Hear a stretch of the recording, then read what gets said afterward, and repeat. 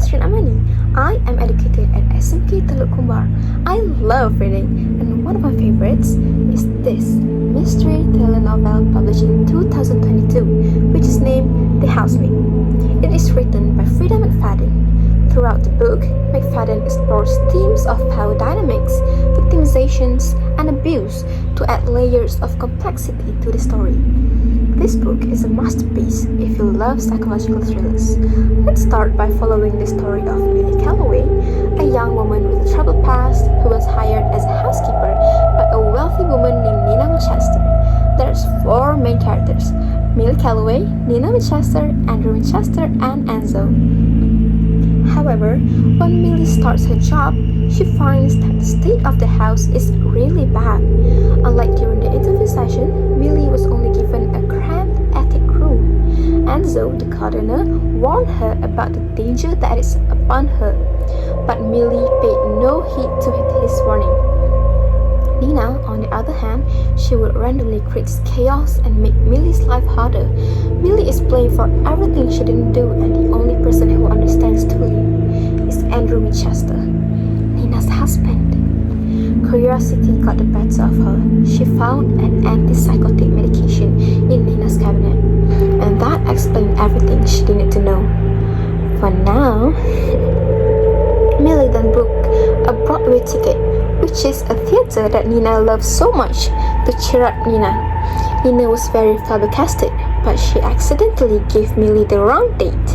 In return, Millie and Andrew went on together secretly. There, Andrew cheated on Nina with Millie. Nina found out what happened. Turns out, Nina had installed a tracking app on her phone. Andrew then confessed to Nina regarding his feelings toward Millie. Nina was kicked out as he was no longer in love with her. At night, after spending time with Andrew, Millie woke up and needed to use the bathroom. She found Andrew not in the same room anymore. She was locked in, and her phone has gone missing. But there is 3 unexplainable gigantic thick books laying around in the room. Who is responsible and what is happening? A flashback sequence, part 2 of the book, recalls Nina's point of view of the events that's happening. Andrew is the CEO of the company Nina's working in.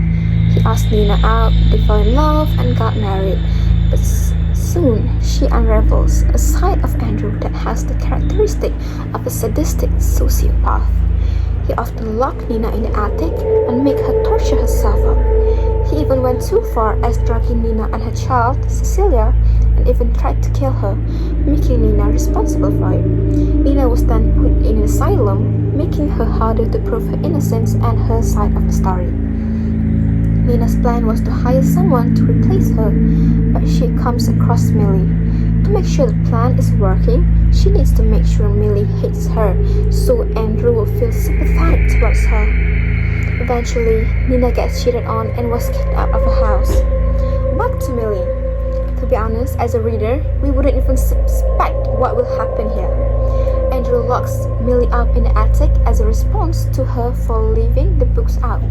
She was told to put those 3 gigantic books up on her stomach while laying flat on the ground for 3 straight hours.